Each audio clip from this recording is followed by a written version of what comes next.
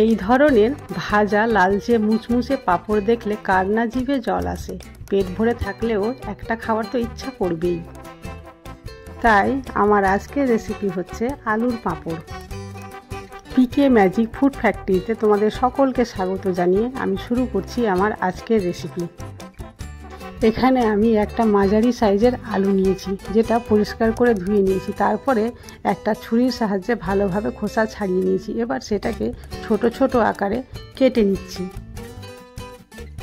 একটি মাত্র আলু দিয়ে আমি অনেকগুলো পাঁপড় তোমাদের তৈরি করে দেখাবো, তাই ভিডিওটি স্কিপ না করে প্রথম থেকে শেষ অবধি দেখতে থাকো।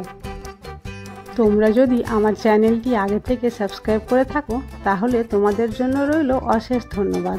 আর যদি কেউ আজকে আমার চ্যানেলে নতুন এসে থাকো তাহলে চ্যানেলটি সাবস্ক্রাইব করার জন্য অনুরোধ রইল।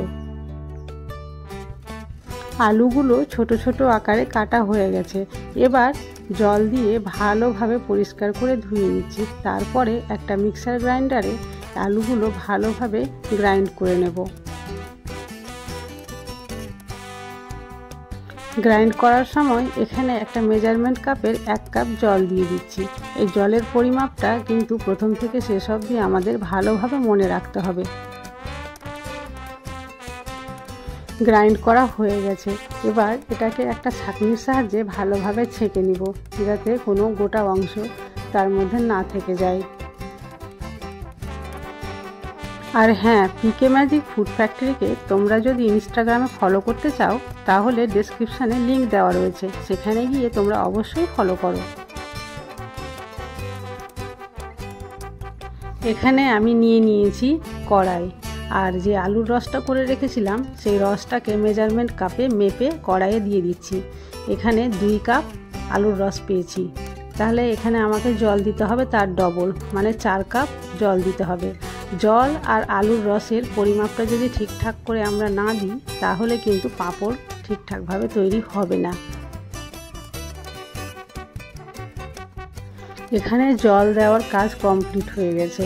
এবার গ্যাসের ফ্লেম অন করে এই কড়াইটা বসিয়ে দিলাম। তারপরে অনবরত এবার নাড়তে হবে। গ্যাসের ফ্লেম এবার আমি লো করে দিয়েছি, আর অনবরত এভাবে নাড়তে আছি। 5 মিনিট ধরে রান্না করার পরে দিয়ে দেবো এখানটায় আমি স্বাদ মতো লবণ আর অল্পটুকু আস্ত জিরে। লবণের পরিমাণ একটু কম রাখাই ভালো। আর 2 থেকে 3 মিনিট পরে চামচটা এইভাবে উল্টিয়ে পিছনে একটা আঙ্গুল দিয়ে দাগ দিয়ে দিতে হবে। তারপরে চামচটা যদি হিলানোর পরেও 2 দিকের অংশ জয়েন্ট না হয় তাহলে বুঝে নিতে হবে এবার ব্যাটারটা রেডি হয়ে গেছে। পাঁপড় দেওয়ার জন্য পারফেক্ট ব্যাটার তৈরি হয়ে গেছে।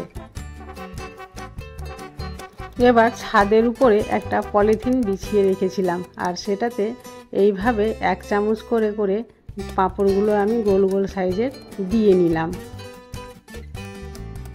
2 থেকে 3 ঘন্টা রোদ্রে থাকার পর এবার আমি পাঁপড়গুলোকে উল্টিয়ে দিচ্ছি। দেখতেই পাচ্ছ একটু হাত দিলেই কত সুন্দরভাবে অনায়াসে উঠে আসছে।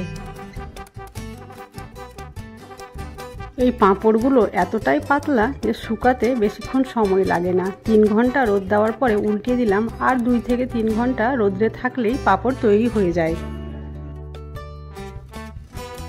পাঁপড়টা সম্পূর্ণভাবে শুকিয়ে গেছে, আর দেখতেই পাচ্ছ কতটা ট্রান্সপারেন্ট হয়েছে। আমার হাতটা পাঁপড়ের পিছন থেকেও দেখা যাচ্ছে। এই পাঁপড় এবার আমি তোমাদের তেলে ভেজে দেখাচ্ছি।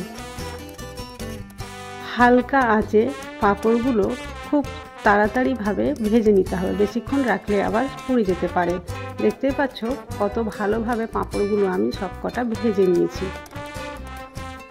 ভাজার পরে পাঁপড়গুলো দেখতে একেবারে অসাধারণ লাগছে। শুধু দেখতেই নয়, খেতেও কিন্তু দারুণ টেস্টি হয়। একবার হলেও বাড়িতে অবশ্যই ট্রাই করে দেখবে।